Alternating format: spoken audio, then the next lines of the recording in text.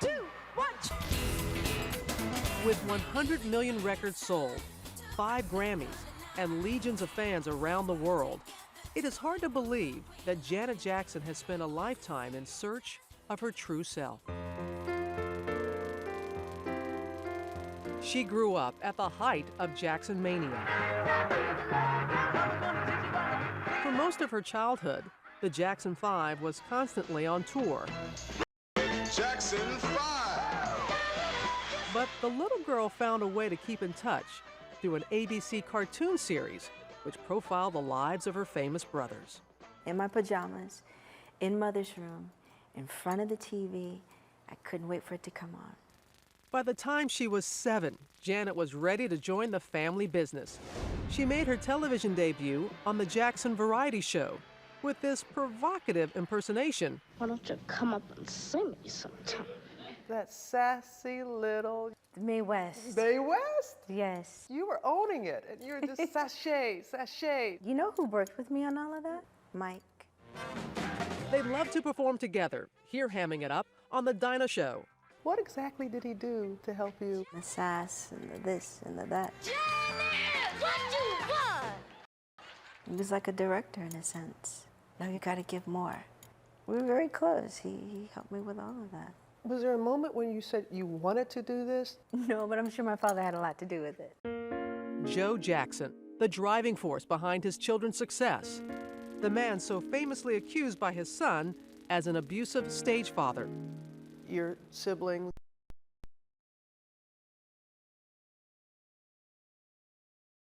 Abusive. Others have said, oh, he was just old school. Which was he to you? I think it's old school. And that may extrapolate into being a little abusive. Do you understand what I'm saying? Well, your father seems like he always had an opinion, that he wasn't Still afraid. That's my father. Are there some times when he's doing his own thing that you kind of cringe a little bit?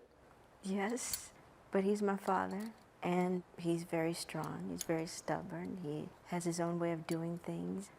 That's Joseph. Why do y'all call him Joseph? Oh, I can't believe you're asking me this.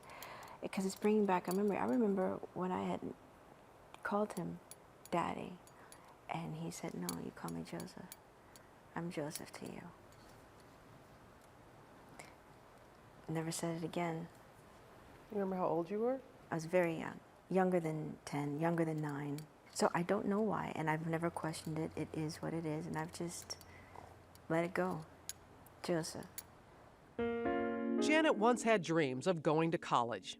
I wanted to study business law, and I wanted to be an actress. Didn't I tell you to come straight home from school? Yes, Mama. As her manager, Joe got her a role on the hit CBS series Good Times. You know what happens to children that make their mamas unhappy. She was only 11, her first breakaway from the Jackson family.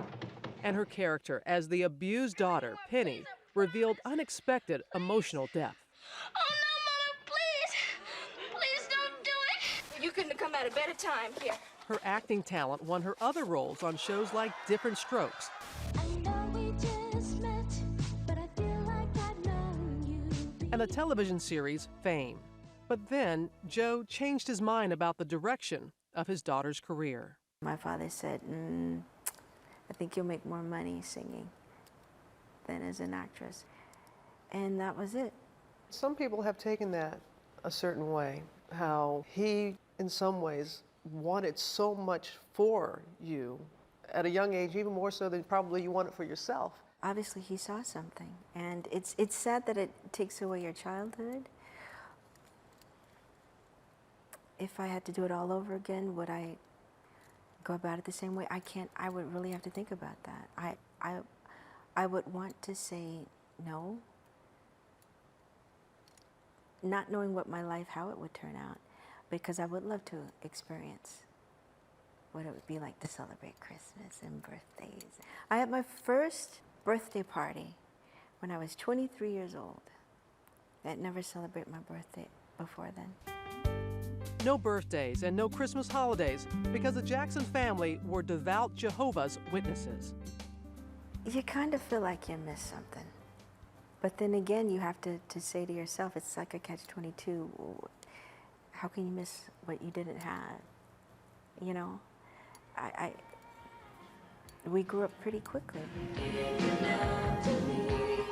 Always working, always being on stage. She released her first album at 16, singing her heart out on American Bandstand. But the teenage girl was about to revolt. At 18, she married singer James DeBarge against her family's wishes. Like Janet, he was part of a family singing sensation that topped the Billboard charts with their big hit, Rhythm of the Night. Let's talk about your big rebellion. You got married, James DeBarge. You said partly because you wanted out. Out, yes. I wanted to be on my own, get out of the house. There was no other way that you were going to be able to leave the home? No, not at that age. But James DeBarge had a secret. He was battling drug addiction, and the marriage failed in less than 3 months. He was my first love. And just being so young and not really knowing what life is really all about, just thinking I could change him if I only could do this and that, and not realizing that it was something that he had to do and want for himself.